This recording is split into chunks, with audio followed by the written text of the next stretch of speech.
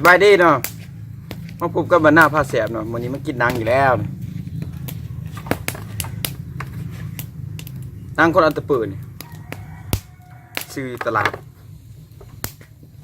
จิมกีเนาะ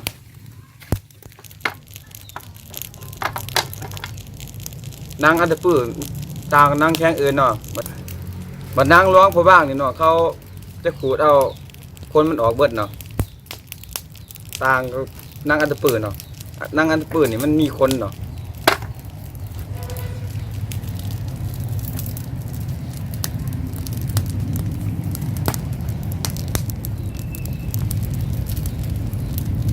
มีแก้วปลาแดกกินคนเดียวนะมีผู้ใดกินน้ำเนาะ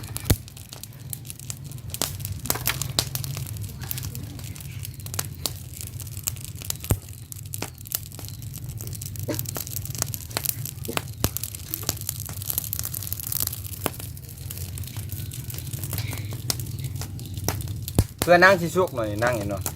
ยากอยู่เพื่อมันสิใหม่เนาะ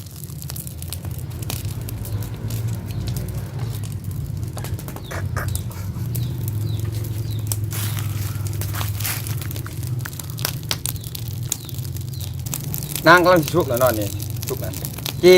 ดอเดียวเนาะชุกแล้วเอามาเอาเนาะมานี่มาทุบเนาะแก้มกับปลาแดกเนาะ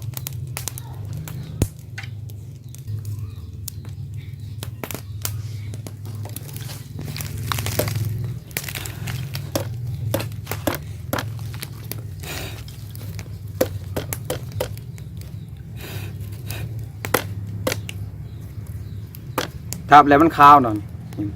โตมันสุกแล้วมันขาว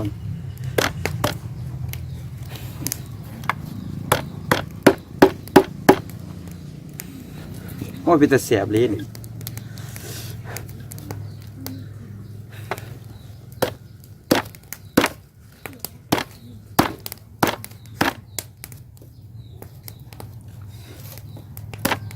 นางอัตปื้อจีสุกแล้วมันนวลเนาะอ่อนทุบเอาขี้ดำๆมันออกเนาะขี้คนนั่งเนาะนี่นั่งกับนั่งควายดอน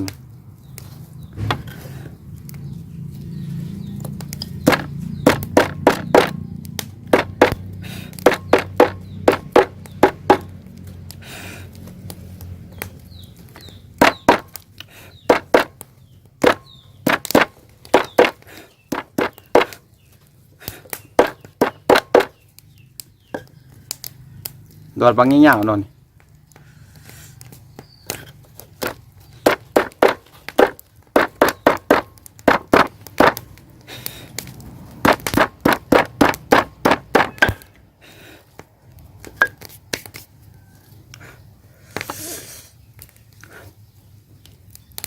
อ่อนขนาดเนาะ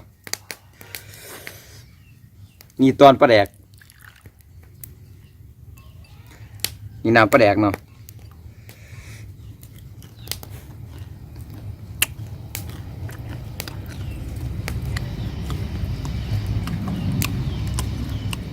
แค่หรืออ่อนนุ่มนวลดีเนาะหางยำตั้งในแหละมันแต่ว่ามันอันนั้นมันหยาบเนาะที่ได้กินคนเดียวเนาะคันว่ากินหลายคนนี่ต้องมีน้ำบริสุทธิ์แล้วเนาะ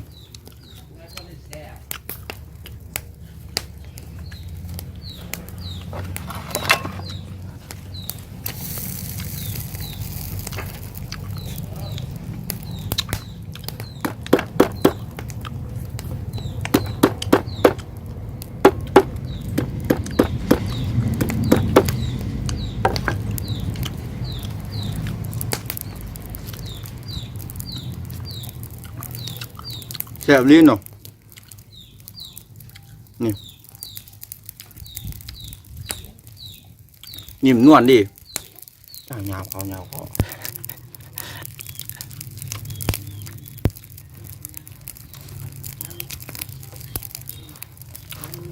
ผู้ใดเผานังจีนังกินเนาะหาจีนังกินกับเขาได้เนาะกินหอยเขาย่างกินนังเขาเบิดเนาะไปกินนังพริกเขาเบิดเนาะเหตุผลคือนี่เนาะมันก็ยาวละลายเนาะเกื้อนแต่เขาเนาะเพื่อนังนี่มันสิแหลกเนาะ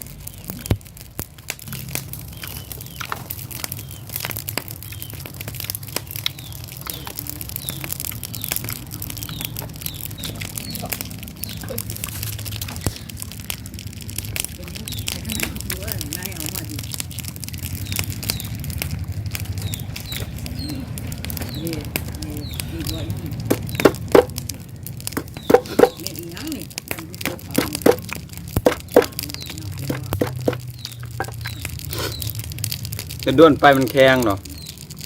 มันหยำมันก็หยาบตอนจีกินใหม่ๆนี่มันอ่อนนวลกัดสบายดึงสิมันยังบุจะขาบ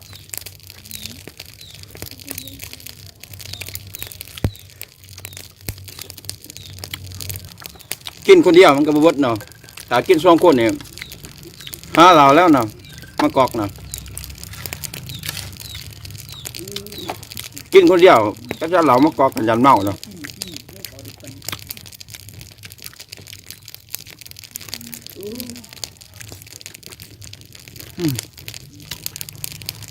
คักอลีพี่น้อง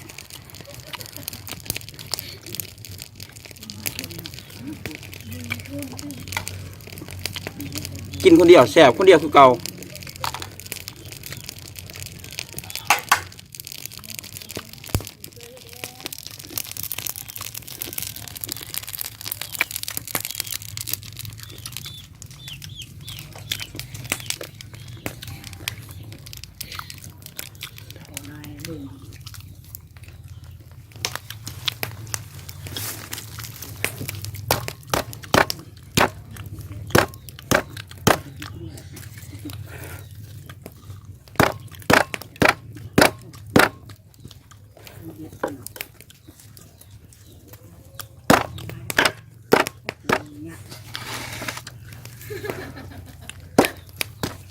ห่อไล่เนาะ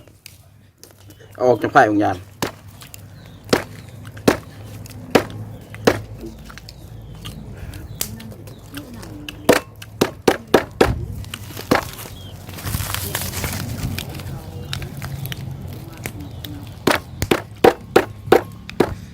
กินหม้อไผ่ไรร่มมามันถือไผ่เนาะออกห่อนคอนไผ่ก็ถือตาเนาะแสบเบิดตา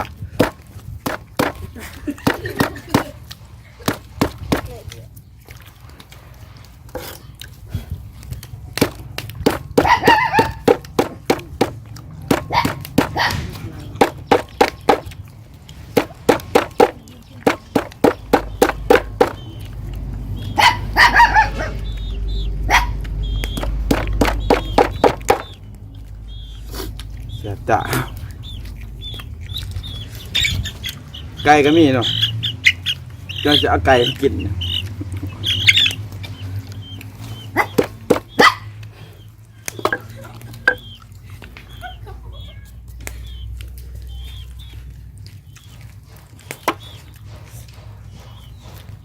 นี่มันสุกบันได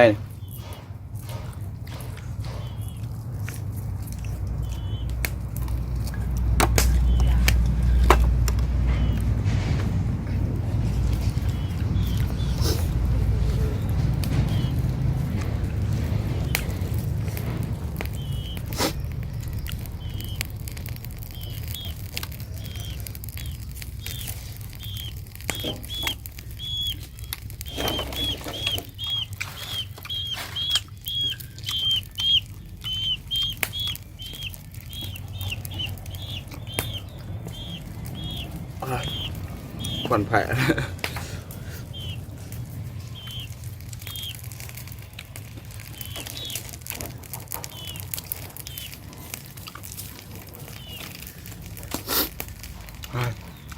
แสบตา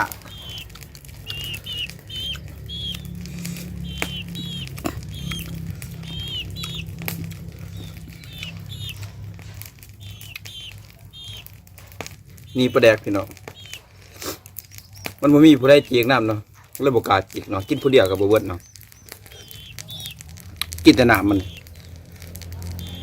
แซ่บดี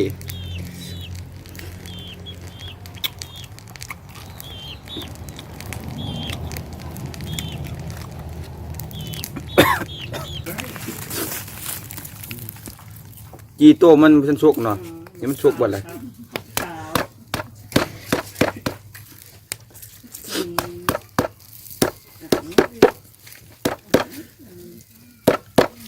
พอมันสุกกะลีเนาะมันกับทับมันกับพลอยๆไปเนาะ นี่ก็แสบเนาะ ขี้นี่มันกับเบิ้เนาะ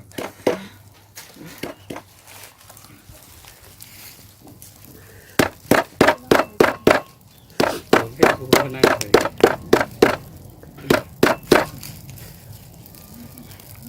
มันสุกกะลีกับทับกับมันกันน้อยเนาะน้อยกินครับ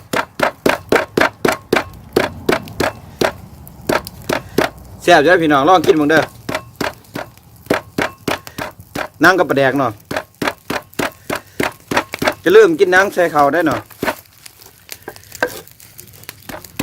กินนั่งนี่ใส่เข่านี่เข่าเบิดก่อนเนาะนั่งมันหยาบละลายดิ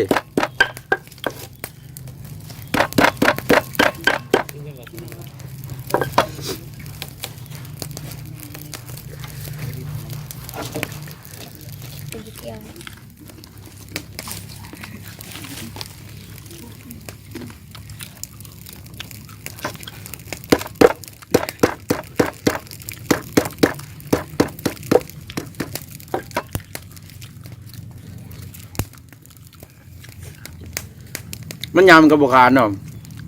ไม่ได้ขึ้นลงท้องเลย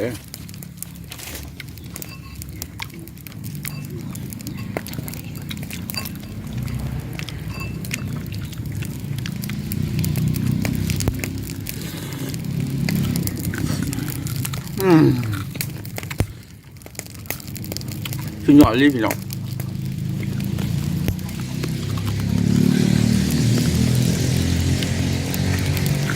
ยังดอกหนึ่งเนาะกินก็จะเบิดกินคนเดียวเนาะถ้ากินสองคนเนี่ยเบิดหรอเบิดดอกเนาะกับเรามาแกม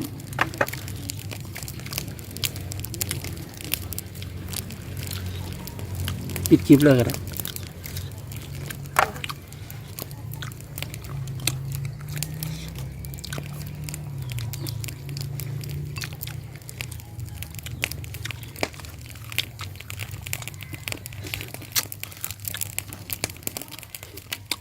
พี่น้องอย่าลืมกดไลค์กดแชร์เนาะกดซับสไครต์เนาะอย่าลืมคอมเมนต์มาเนาะถ้าจะคู่ว่านั่งนี่มันหยาบสุดได้เนาะคลิปนี้ก็วิ่งยังไงเนาะ